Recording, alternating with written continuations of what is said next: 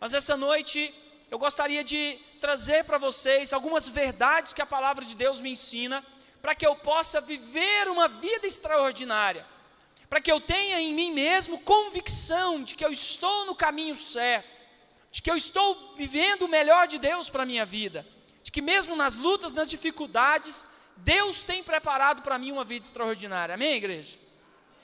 E para que eu consiga viver uma vida extraordinária, eu preciso primeiro saber, dentro desse contexto que nós vamos trazer aqui, eu preciso saber aonde eu estou, para que eu possa saber para onde eu vou. Eu entendo que para que nós possamos ter uma vida de realizações, para que nós possamos ter uma vida de plenitude, eu preciso saber aonde eu estou, para que eu saiba para onde eu vou, porque é isso que vai me trazer senso de realização. As minhas conquistas, os meus objetivos, eles só ficarão claros se eu sei para onde eu preciso ir para alcançá-los. Parece uma coisa óbvia, meus irmãos, mas nós temos vivido dias em que as pessoas simplesmente não sabem o que querem. Correm, mas não sabem para onde estão indo. Muitas vezes correm atrás de dinheiro, mas quando o dinheiro chega não sabe o que fazer. Corre atrás, muitas vezes, de ter conhecimento, mas quando tem um conhecimento, não tem, às vezes, habilidade emocional para lidar com aquele conhecimento. Então, nós temos visto uma série de correrias no nosso dia a dia, nós temos visto uma série de situações que nos deixam ansiosos, que nos deixam, muitas vezes, cansados, e não está nos levando, talvez, a nada, porque nós não sabemos para onde nós estamos indo, de fato. Então, eu entendo que Deus, Ele quer te dar um senso de propósito, e isso vai te dar clareza para onde você vai, como você vai, de que forma que você precisa chegar lá. Quantos estão compreendendo, amém, irmãos? Glória a Deus. Como eu dei o exemplo aqui de manhã, se eu estou aqui no Papillon Park, eu quero ir até o Garavelo, se eu pegar a BR-153, eu vou chegar no Garavelo, meus irmãos? Só se eu der a volta na terra. Então, queridos, muitas vezes, você está correndo numa direção oposta àquilo que é o propósito e o objetivo de Deus para a sua vida. E nessa noite, eu escolhi um texto de Salmo 23, que vai nos dar aqui algumas bases para que nós possamos viver uma vida extraordinária debaixo da misericórdia de Deus. Debaixo da misericórdia de Deus. Nós não vamos conseguir viver uma vida extraordinária sem a presença de Deus, sem a graça de Deus, sem a misericórdia de Deus. É isso que nessa noite o Senhor quer nos revelar e quer nos ensinar, amém? E eu gostaria que você prestasse atenção para que nós possamos ler Salmo 23, para que nós possamos então partir para a análise de cada versículo. Você pode acompanhar aqui. A palavra de Deus diz, Salmo 23, 1, você que quiser abrir sua Bíblia ou seu celular, você pode acompanhar. A palavra de Deus diz assim: o Senhor é o meu pastor, nada me faltará. Ele me faz repousar em pastos verdejantes. Queridos, a versão que eu estou lendo é um pouco diferente dessa, mas não tem problema. Leva-me para junto das águas de descanso. Verso 3, refrigera-me a alma, guia-me pelas veredas da justiça, por amor do seu nome.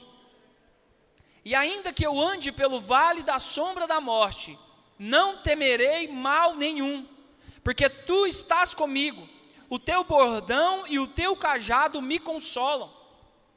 Preparas-me uma mesa na presença dos meus adversários, unge a minha cabeça com óleo, e o meu cálice transborda. E verso 6 diz: bondade e misericórdia certamente me seguirão todos os dias da minha vida, e habitarei na casa do Senhor para todo sempre. Amém, irmãos? Amém, irmãos? Você pode dizer isso junto comigo? Bondade e misericórdia certamente me seguirão todos os dias da minha vida, e habitarei na casa do Senhor para todo sempre. Amém? Glória a Deus. Glória a Deus. Feche seus olhos por um instante, vamos orar. Papai do céu, nessa noite nós te glorificamos, te exaltamos por essa oportunidade que o Senhor nos dá de ouvirmos da Tua palavra.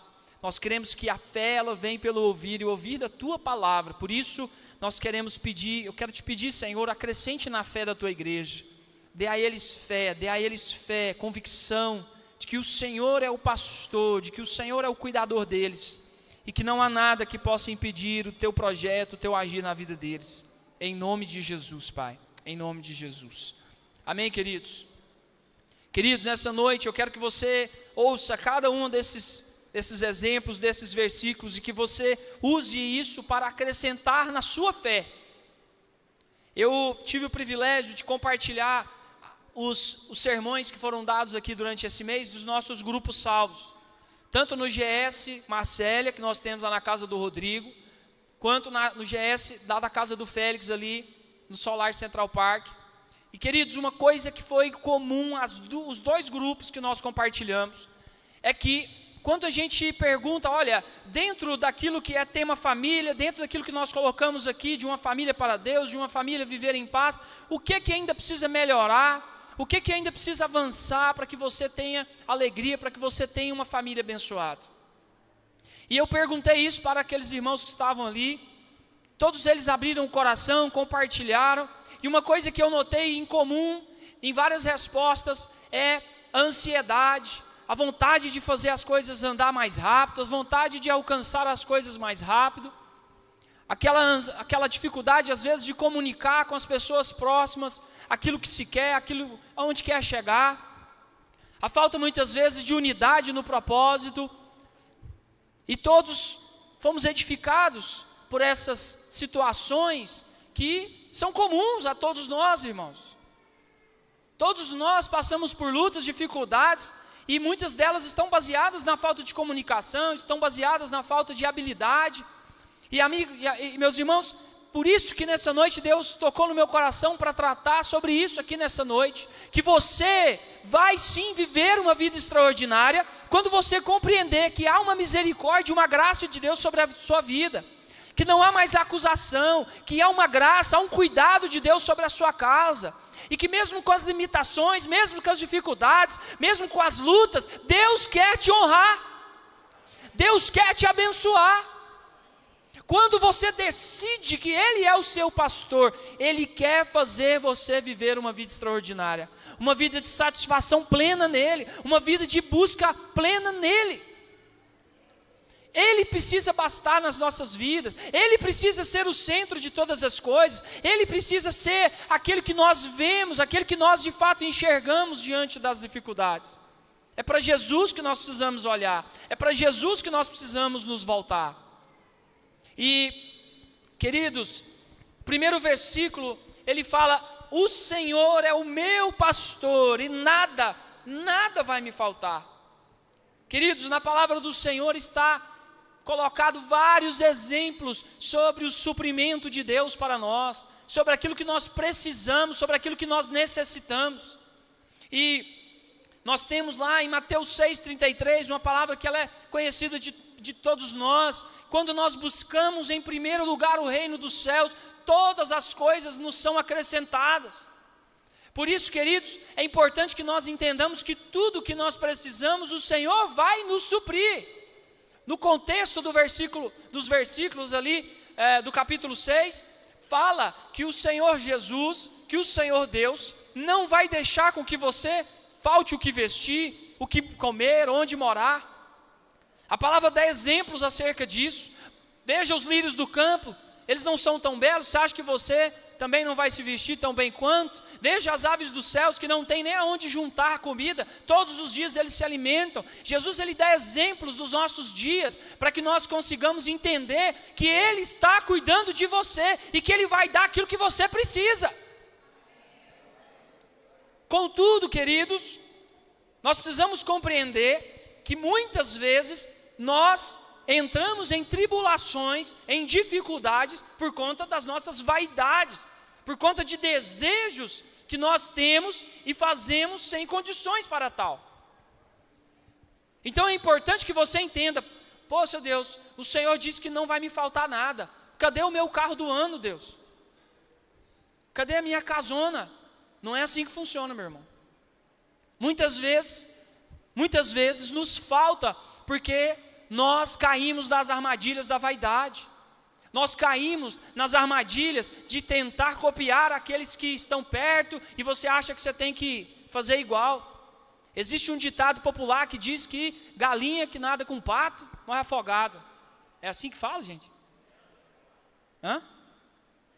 É mais ou menos isso, né? É galo que nada com pato? Eu sei, meus irmãos, que tem muito galo, galinha que está querendo nadar com pato e todo está folgando.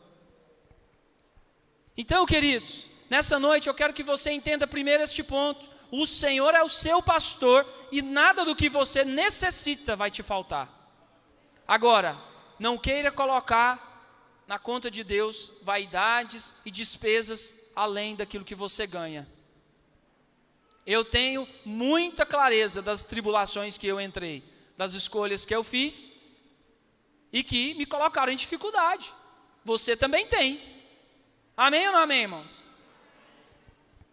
Um outro ponto dentro deste texto é que, um exemplo que eu busquei no Senhor, em Daniel 1:8, conta a história de Daniel quando estava ali com o rei da Babilônia, e ele teve diante de si todo um banquete, tinha diante de si as melhores alimentações daquela época, os melhores vinhos, tinha ali diante dele as melhores condições possíveis de vida, mas ele, diante daquilo, ele escolheu se preservar, e ele disse: eu não quero comer da comida do rei, eu quero comer uma comida simples, porque eu não entendo que essa comida ela vai fazer bem para mim.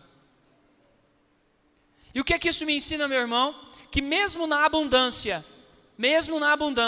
tem coisas que não são para você. Tem alimentos que não são para você comer. Mesmo que você tenha condições de comer, mesmo que esteja ofertando a você, mesmo que esteja ao seu alcance, talvez não seja para você. Por isso, queridos, o Senhor nos ensina a termos discernimento. Discernimento se aquilo é ou não é santificado, se aquilo é ou não é da parte de Jesus para nós. Porque muitas vezes é armadilha. Muitas vezes são alimentos, né? São situações que vão nos fazer estar mais longe de Deus. Eu até brinquei hoje que às vezes, queridos, o Senhor Deus quer evitar a diabetes na sua vida, quer evitar aí alguns problemas de saúde. Então tem alimento que não é para você, tem situação que não é para você. O equilíbrio precisa acontecer dentro da sua vida, para que a prosperidade de Deus ela faça de fato sentido. Porque tem gente que começa a ter muito e começa a ostentar em vez de dividir, em vez de repartir. Então nessa noite, queridos, aprenda isso, que você não caia na armadilha das ostentações que o mundo muitas vezes quer que você caia. E um outro ponto dentro daquilo que nunca vai faltar, está lá em 1 Samuel 21 e em Lucas 6, 3 e 4, um episódio em que Davi, ele comeu os pães sagrados. Davi com os seus guerreiros, eles chegaram de uma batalha com muita fome, e o único alimento que tinha disponível eram os pães sagrados dos sacerdotes, os pães que ficavam no santo lugar, que apenas os sacerdotes poderiam se alimentar. Contudo, Davi foi e comeu aqueles pães. E foi um grande choque, porque a religião, a lei, a Torá não admitia que isso acontecesse.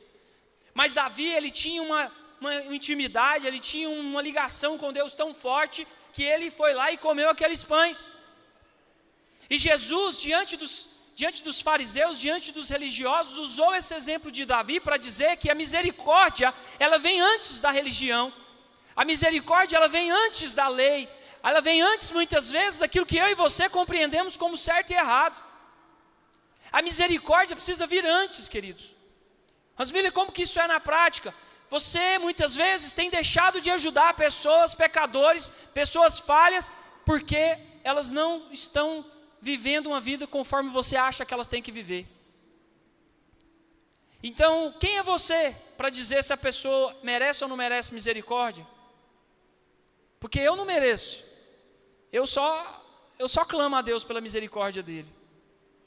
E quando nós deixamos de ajudar um pecador, quando nós deixamos de ajudar que seja uma pessoa com dificuldades na prostituição, com dificuldades no homossexualismo, com dificuldades, sabe, nas bebidas, nas drogas, quando nós não temos misericórdia, quando nós não temos compaixão com essas pessoas, nós estamos sendo religiosos. Nós não estamos honrando o sangue de Cristo na cruz por nós, igreja. Então, quando eu escolho o Senhor como meu pastor, quando eu vejo que nada vai me faltar, eu digo a vocês, queridos, que não importa a condição, a misericórdia, a graça do Senhor precisa vir antes. Ela precisa vir antes, ela precisa ser manifestada através de nós. Segunda lição que esse salmo me ensina é que ele me faz repousar em pastos verdejantes e leva-me para junto de águas de descanso. Quando eu escolho ter uma vida extraordinária, quando eu busco em Deus alimentar a minha fé, fortalecer a minha fé, eu compreendo que o meu descanso está nele. O meu descanso está nele. Eu posso estar em Maldivas, Fernando de Noronha, eu posso estar nos melhores hotéis, mas se eu não tenho um coração em paz, não adianta, eu não vou conseguir dormir, eu não vou conseguir descansar. Você pode ter os melhores travesseiros de pena de ganso, linhos egípcios e tudo aquilo que o mundo aí fala que é o ideal, mas se você não estiver em paz, você não dorme, você não descansa. Então, se você está achando que com o dinheiro você vai descansar, meu irmão, eu quero dizer que infelizmente isso não é verdade. Se você está achando que quando você estiver bem, irmãos, você descansa estando em Deus, independente da situação. Seja na bonança, seja na falta, em todo momento, se você está em Deus, você tem descanso. Em Isaías 30:18, a palavra diz: pois o Senhor Deus é Deus de justiça, e bem-aventurados todos os que nele esperam. Espere no Senhor, meu irmão. Em João 15, a palavra de Deus fala sobre a parábola da videira verdadeira. E queridos, quando eu estou verdadeiramente ligado na videira, quando eu estou ligado em Cristo, eu dou frutos. Se eu dou frutos, é porque eu estou recebendo vida de Deus. E se eu estou recebendo vida de Deus, eu dou frutos, eu permaneço. Eu permaneço. E queridos, sabe o que acontece muitas vezes? Nós nos desligamos da videira. Muitas vezes nós deixamos de estar ligados em Deus, nós deixamos de comungar, nós deixamos de viver uma vida de comunhão, e aí o que vai acontecer? Você não vai dar frutos mais. E aí, a gente que compreende que é biologia, se não tiver indo seiva da árvore para os galhos, o que acontece com aquele galho, meu irmão? Ele seca, ele morre. E muitos de nós estão morrendo na fé, muitos de nós estão desanimados, muitos de nós estão em crises de ansiedade, em crises existenciais, porque está perdendo a centralidade de uma vida extraordinária em Deus, de uma vida extraordinária pautada pela misericórdia de Deus. Você tem muito, é pela misericórdia de Deus. Você tem nada, mas pela misericórdia de Deus eu terei. Você tem saúde, é pela misericórdia de Deus. Você está doente, então você vai buscar a misericórdia de Deus sobre a sua vida. Queridos, é sobre isso. Jesus morreu na cruz para que você compreenda que Ele está sobre o domínio de todas as coisas. Ele é o seu Senhor, Ele é o seu Salvador. Ele morreu na cruz para dizer que te ama, que quer cuidar de você, que quer cuidar da sua família. E queridos, não tem nada que nós vamos fazer que vai mudar esta verdade. Mesmo que pequemos, mesmo que falhemos, esta verdade de Cristo não muda. O que vai mudar é a atitude se você se afastar dele. Se você não deixar que ele seja o seu repouso, se você não deixar que ele seja o seu pastor, aí muda. Mas se você deixar que ele seja o seu pastor, essas verdades, elas serão pétreas, elas serão contínuas. Independente da situação que você esteja, se você erguer as suas mãos e clamar, Deus vai te ouvir, Deus vai te atender. Amém, irmãos? A palavra de Deus em Salmo 62:1, ainda nesse ponto 2 do descanso, a palavra de Deus diz: a minha alma descansa somente em Deus, dele vem a minha salvação. Amém, queridos? Dele vem a minha salvação. Sabe, amados, todas as vezes que eu ministro aqui para vocês, eu sempre trago isso, mas é importante que vocês saibam. Quando a gente é escalado para vir aqui falar com vocês, a gente eu pelo menos fico meditando durante toda a semana. E as situações que nós vivemos no dia a dia, os devocionais que nós vamos fazendo, as conversas que nós vamos tendo, muitas vezes nos leva ao sermão que nós vamos pregar. E queridos, eu vou dizer a vocês que essa foi uma semana extremamente cansativa para mim, fisicamente e mentalmente, muito trabalho, muita coisa. E quando Deus me deu esse texto, queridos, Ele veio para trazer refrigério na minha alma, Ele veio para trazer descanso no meu coração, porque eu creio numa palavra que diz que os passos do homem bom são confirmados pelo Senhor. E querido, eu quero dizer a você que independente da luta, da dificuldade, os seus passos, eles vão ser confirmados pelo Senhor. E a unção que Ele trouxe aqui nessa manhã, e a unção que Ele está trazendo aqui nessa noite, confirma que independente das circunstâncias, independente do que digam de você, independente do que acham de você, você é filho, você está debaixo da misericórdia de Deus, você está debaixo da graça de Deus, e nada vai mudar as verdades de Deus sobre a sua vida. O inimigo não vai tentar tirar a sua paz, não vai conseguir, aliás, tirar a sua paz, ele vai tentar, mas não vai conseguir, porque você está com a sua alma descansada em Deus. Eu disse no GS, quinta-feira, paz, queridos, não é estar tudo bem. Quando eu estou em paz, não é porque está tudo lindo, maravilhoso. Quando eu estou em paz, é porque eu estou convicto de que Deus está comigo. Mesmo nas dificuldades, nas dívidas, nas batalhas, nas enfermidades, a paz é um sentimento de convicção do cuidado de Deus. E quando nós escolhemos estar aqui em comunhão, quando nós escolhemos vir aqui aos domingos, quando nós escolhemos caminhar juntos, é porque nós entendemos que nós precisamos uns dos outros.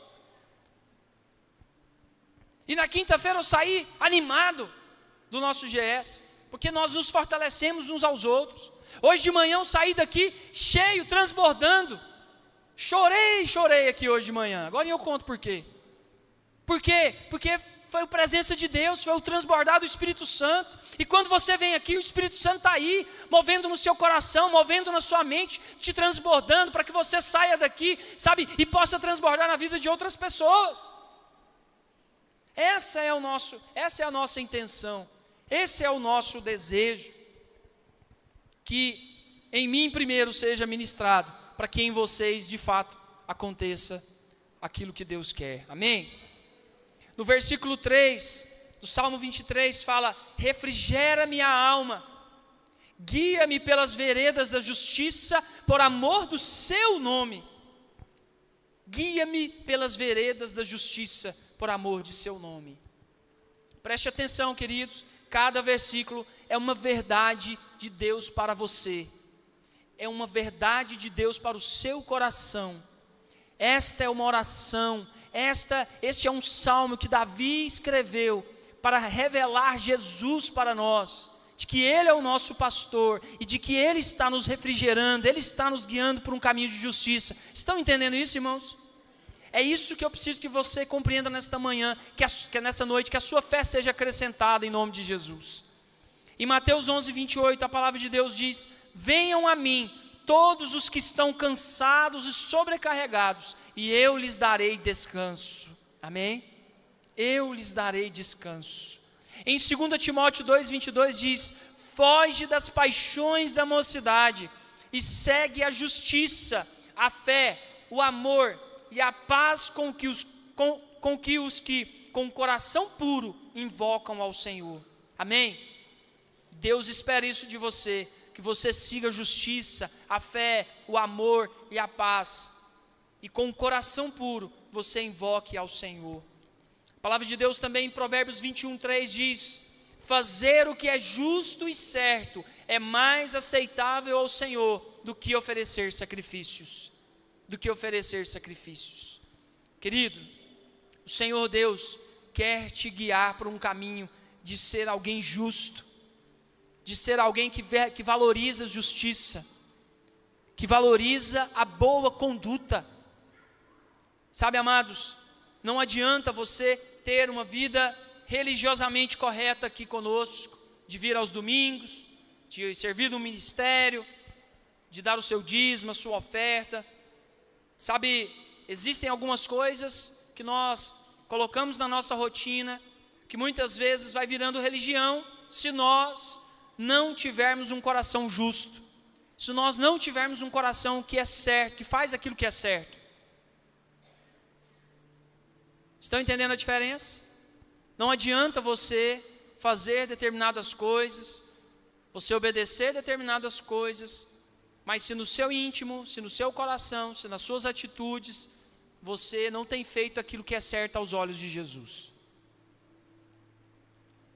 Porque o que acontece muitas vezes? Nós tentamos justificar as nossas falhas de caráter, fazendo o que é bonitinho aos olhos dos outros. É muito bonitinho vir na igreja, é muito bonito dizimar, é muito bonito servir, mas se no seu coração ainda tem falhas de caráter, que não te deixam ter essa paz, que você nessa noite possa pedir ao Senhor misericórdia, para que Ele trabalhe isso na sua vida, amém, irmãos? Não é uma acusação aqui, é um alerta para você, para que você seja alguém completo no Senhor, para que não haja motivos para acusação do inimigo sobre a sua vida, amém? Eu estou vendo algumas pessoas com frio aí, alguém está com frio aí, gente? Quer que diminua, aumenta a temperatura do ar, está tranquilo? Está tranquilo aí? Amém. Então, queridos, é importante que você compreenda que Deus quer que você caminhe por um caminho de justiça. E quando nós compreendemos que o Senhor é o nosso pastor, Jesus usa essa figura porque o pastor que cuida de ovelhas, ele direciona as suas ovelhas para que elas não morram por motivos fúteis. É o pastor que direciona a ovelha para que ela não caia no penhasco, porque ela não enxerga direito. A ovelha ela é meio míope, ela não enxerga direito. A ovelha ela não tem um faro muito atento. E quem direciona a ovelha para onde ela precisa de fato ir, irmão Luiz? Quem cuida das feridas da ovelha é o pastor.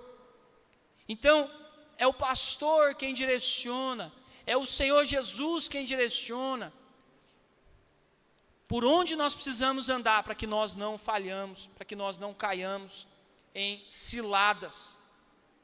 Qual é o parâmetro de justiça, Hans Miller? Jesus, a palavra de Deus. Esse precisa ser o nosso parâmetro, daquilo que é certo, daquilo que é o bom, para que nós possamos executar de fato. Amém, irmãos? E, queridos, dentro desse tema, eu lembro de um homem que morreu por buscar fazer aquilo que é certo. O pastor Daniel outro dia estava com o livro dele aqui, que é o Dietrich Bonhoeffer. Eu acho interessante quando eu trago exemplos práticos para vocês, queridos, porque esse é um exemplo muito forte sobre o que é de fato caminhar debaixo da justiça, caminhar debaixo daquilo que é certo. Desde a ascensão de Hitler, Bonhoeffer, ele alertou a igreja do seu tempo sobre os perigos do Führer. Ele ajudou a fundar a Igreja Confessante, um movimento que se recusou a curvar a fé cristã à ideologia nazista. Durante esse período, escreveu livros clássicos como o Cristianismo Moderno, do Cristianismo Moderno como Discipulado e Vida em Comunhão. Ele foi preso pela Gestapo em abril de 43, passou 1 ano e meio na prisão de Tegel, e lá ele escreveu profundas reflexões, publicadas póstumamente em Resistência e Submissão.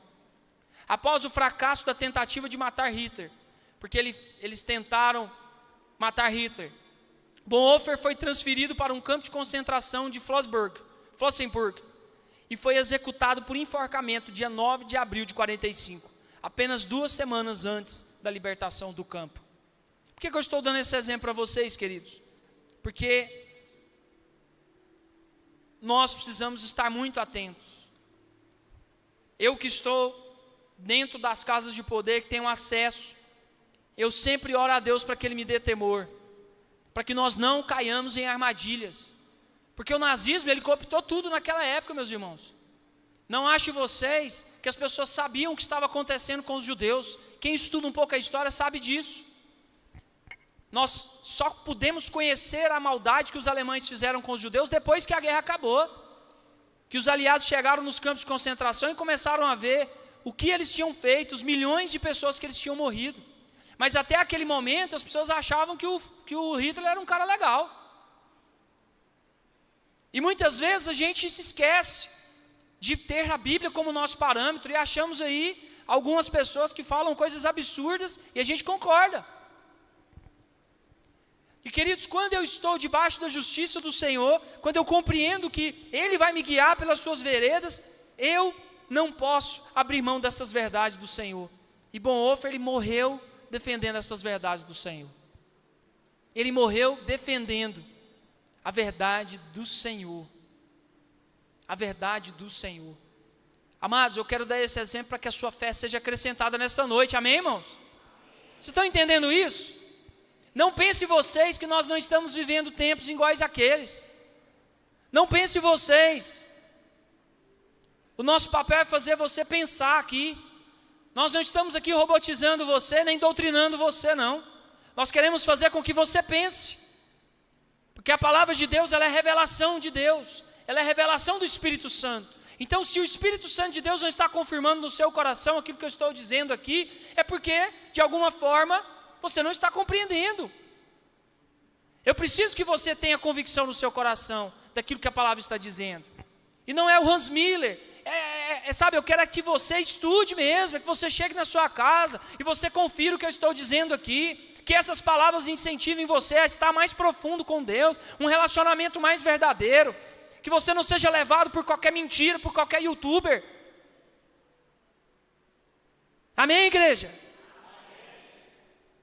O quarto versículo desse salmo diz que ainda que eu ande pelo vale da sombra da morte, eu não temerei mal nenhum, porque tu estás comigo, o teu bordão e o teu cajado me consolam. É um complemento daquilo que Bonhoeffer viveu. Ele viveu de fato, Salmo 23, ele não temeu a morte. E, sabe, na palavra de Deus, Ele nos dá várias verdades acerca da necessidade de andarmos com Ele. Em Josué 1,9 ele fala, seja forte, seja corajoso, eu estou contigo, Josué. Daniel, quando foi lançado na cova dos leões, Deus estava lá com ele. Paulo e Silas, quando foi lançado da prisão injustamente, Deus estava lá com ele. E mesmo na dificuldade, eles louvaram ao Senhor. Mesmo na dificuldade, eles dançaram na presença do Senhor. Mesmo açoitados, eles louvaram ao Senhor. E meu irmão, nessa noite eu quero te incentivar a entender que você precisa trazer à memória aquilo que te dá esperança. Aquilo que te dá esperança. Lamentações 3:21 diz, quero trazer à memória o que pode me dar esperança. Seja forte, meu irmão, seja corajoso, seja autêntico. Seja uma pessoa completa em Deus, seja uma pessoa que tem um relacionamento profundo com Jesus. Isso é ter uma vida extraordinária, isso é viver uma vida plena, porque é uma vida que você tem convicção de onde você está e para onde você está indo. Você está indo para o céu, meu irmão, você está indo para a glória, estar com Deus eternamente. Se você perder a visão do céu, nada na sua vida vai fazer sentido. Se você perder a alegria da salvação no seu coração, nada vai fazer sentido. Sabe, quando eu penso nisso, né, trazer à memória o que pode me dar esperança, eu disse para vocês agorinha, que hoje eu chorei aqui de manhã. Chorei. Porque eu vou usar os mesmos exemplos.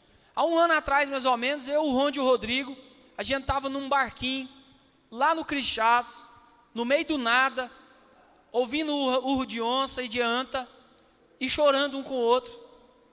Não é isso? Saudades, inclusive. Meu patrão não está deixando eu ir pescar. Mas, queridos, por que eu estou dizendo isso? Porque há um ano atrás nós estávamos lá curando uns aos outros. Eles me ofendiam, eu ofendia eles, e a gente se curava. Amém, irmãos? Mas por que eu estou dizendo isso? Porque nós caminhamos juntos desde que nós nascemos, né? Todos sabem aqui. E amados, sabe o que me fez chorar, irmãos? Foi ver o Ronde e o Rodrigo aqui hoje cantando. Quer dizer, o Ronde estava cantando, o Rodrigo estava aqui, né? E, irmãos, eu chorei aqui em cima. porque só Deus sabe o quanto eu amo esses dois. Estou dando esse exemplo aqui pontual. Falei aqui do Rafael, um cara que eu amo demais, que é meu irmão de alma. Porque, queridos, essa semana foi, como eu disse, uma semana difícil. E aí você ouve coisas que te desanimam, ouve coisas que te jogam para baixo. Mas aí quando Jesus te diz, traz à memória aquilo que te dá esperança. Aí eu vejo meus irmãos aqui, glória a Deus, Senhor, porque vale a pena. Vale a pena permanecer, vale a pena cuidar, vale a pena amar. Vale a pena chorar junto. Eu chorei vendo a Marília cantando aqui. Vou dar o mesmo exemplo de manhã. Gente, quem achou a Marília aqui arrasou hoje, amém, irmão?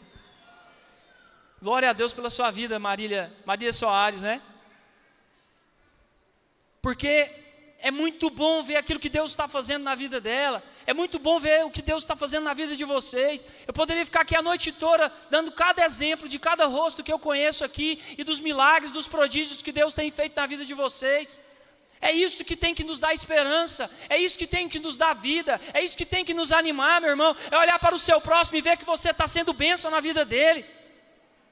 É olhar para a nossa comunidade e ver que nós estamos avançando, que nós estamos buscando amar mais uns aos outros, nós estamos buscando cuidar melhor uns dos outros. Queridos, as nossas vidas são milagres, e nós precisamos trazer à memória aquilo que nos dá esperança. Mesmo que eu ande pelo vale da sombra da morte, eu não temerei ao mal algum, porque Deus está comigo. Queridos, houve um momento em que havia-se um domínio da igreja católica, havia a Inquisição no século XIV, e um homem se destacou naquela época, e hoje os estudos revelam que ele foi um dos precursores da Reforma Protestante, e o nome dele era John Huss. Ele morreu pelo que ele acreditava, considerado um dos principais precursores da Reforma Protestante. Ele criticou a corrupção do clero e a venda de indulgências, defendendo a Bíblia como autoridade máxima.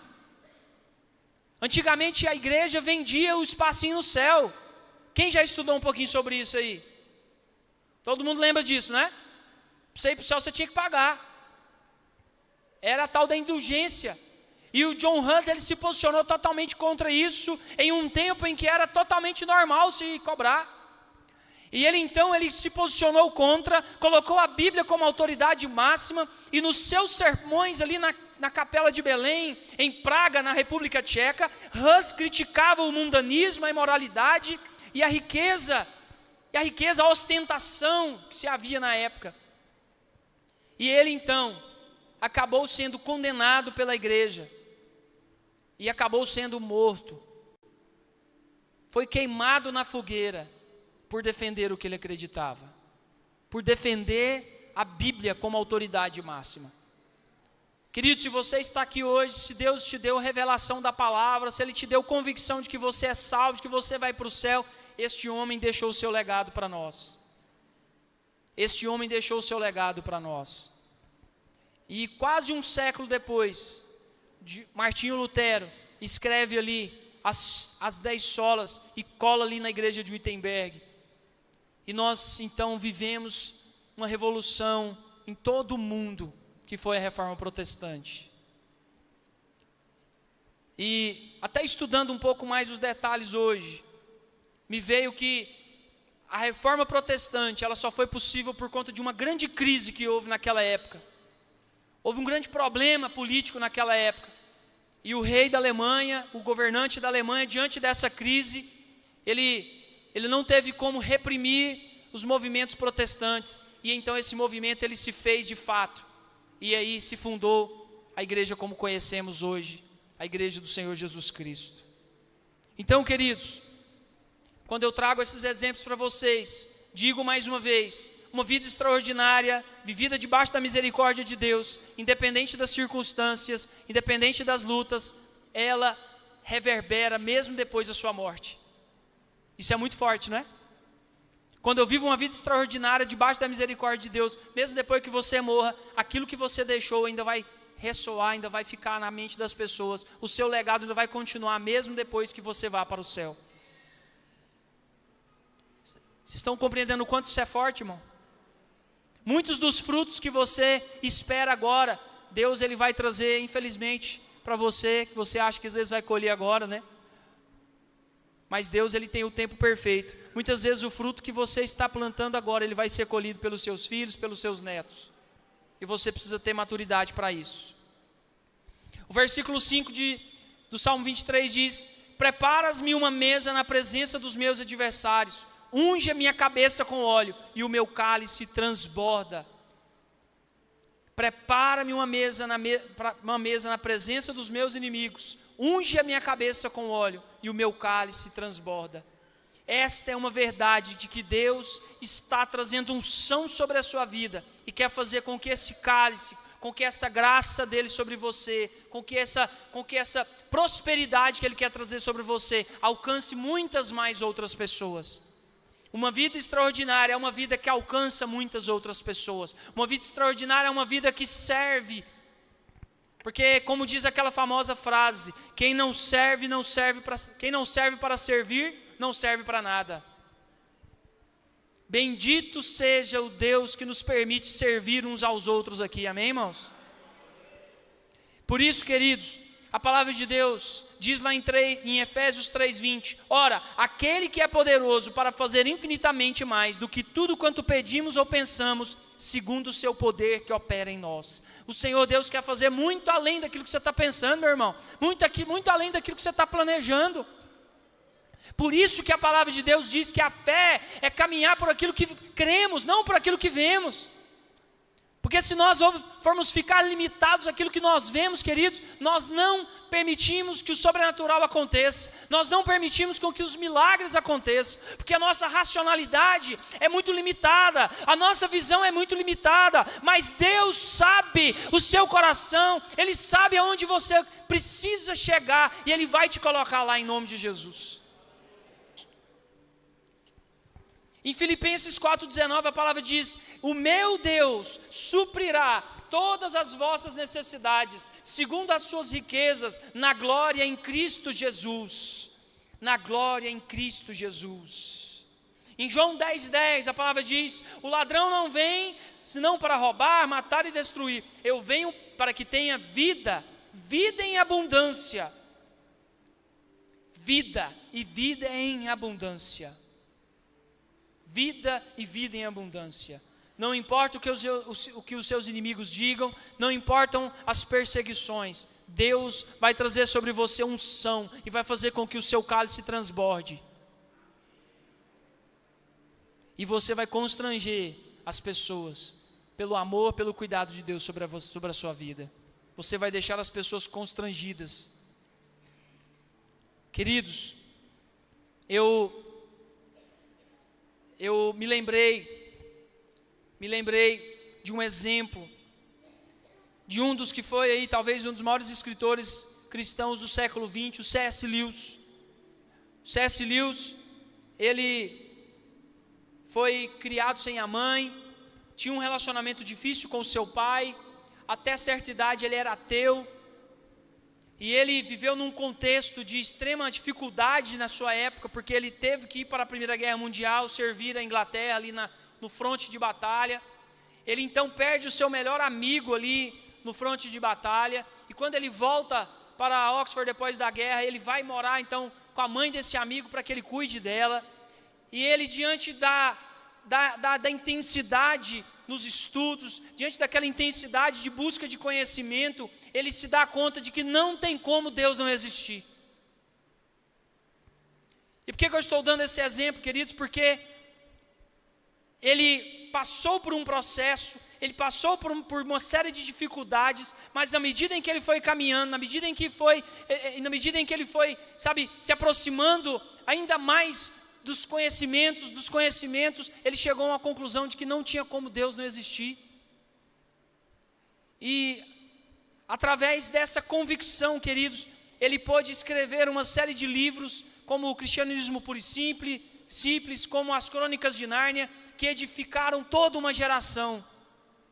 que edificaram milhares e milhares e milhares de pessoas, e que até hoje edifica muitas pessoas. É isso que é ter o cálice transbordante, meu irmão. A situação que você está vivendo, a dificuldade que você está vivendo, a circunstância que você está vivendo, ela é motivo de graça, ela é motivo de glória para Deus daqui a pouco, porque você vai vencer isso, e você vai inspirar outras pessoas a vencerem também, a avançarem também na presença de Deus. Assim como aquele homem venceu o ateísmo, venceu a falta de fé, ele conseguiu inspirar milhões de pessoas. Se você hoje tem tido alguma dificuldade, se você tem tido hoje alguma luta na sua vida, essa luta amanhã vai ser para edificar outras pessoas, vai ser para levar outras pessoas para mais perto de Deus.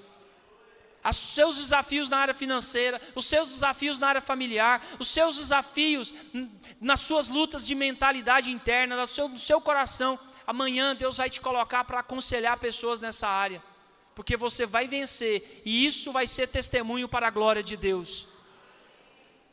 Vocês estão entendendo isso?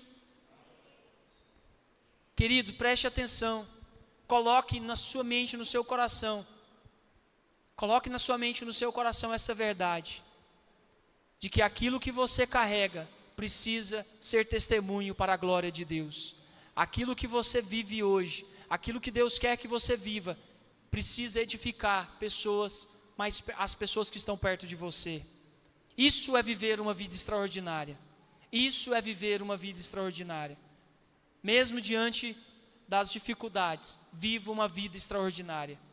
E é interessante lembrar, queridos, que o C.S. Lewis, ele vence então o ateísmo, ele sai dessa mentira, e ele se torna uma referência na sua época, e ele, de um homem ateu e sem fé em Deus, ele se torna um pregador, em que todos os dias estava ali na rádio BBC, que é a maior rádio ali da Inglaterra, trazendo palavras de consolo para as pessoas na Segunda Guerra Mundial. Na Segunda Guerra Mundial, diante de todas aquelas tragédias, C.S. Lewis então estava consolando as pessoas, estava trazendo palavras de conforto para as mães, para os pais, para as pessoas que estavam sendo acometidas com aquela guerra. Então, queridos, diante das guerras que nós temos vivido atualmente, você precisa ser ponto de paz, você precisa ser ponto de consolo, você precisa ser ponto de apoio para as pessoas. Curados são aqueles que carregam a palavra de Deus na sua voz, na sua palavra. E no verso 6 eu finalizo esse sermão de hoje, lembrando a você que a bondade e a misericórdia do Senhor certamente me seguirão e te seguirão todos os dias, e habitarei na casa do Senhor para todos sempre. A bondade e a misericórdia do Senhor vai te alcançar todos os dias, meu irmão. E decida nessa noite habitar na casa do Senhor todos os dias. Decida viver uma vida extraordinária debaixo da misericórdia e da graça de Deus. Se você de alguma forma está aqui nessa noite e ainda não experimentou dessa misericórdia, ainda não experimentou dessa graça, ainda não experimentou desse cuidado, eu quero te convidar a orar nessa noite pedindo: Deus, eu quero viver debaixo dessa graça e dessa misericórdia. Pelas minhas forças eu não aguento mais, pelas minhas verdades eu não aguento mais, eu quero caminhar debaixo do teu cuidado. Eu quero ter essa vida extraordinária, de ter paz mesmo diante das dificuldades. Uma vida extraordinária, querido, é ser grato a tudo que Deus tem te dado. Porque assim como a palavra de me diz, eu não consigo ter muito se eu não sou grato no pouco. Você precisa desenvolver uma vida de gratidão diante do Senhor. E a bondade e a misericórdia de Deus vai te alcançar todos os dias. Em Lamentações 3, 22 e 23 diz: as misericórdias do Senhor são a causa de não sermos consumidos, porque as suas misericórdias não têm fim. A cada manhã elas se renovam, e grande é a tua fidelidade.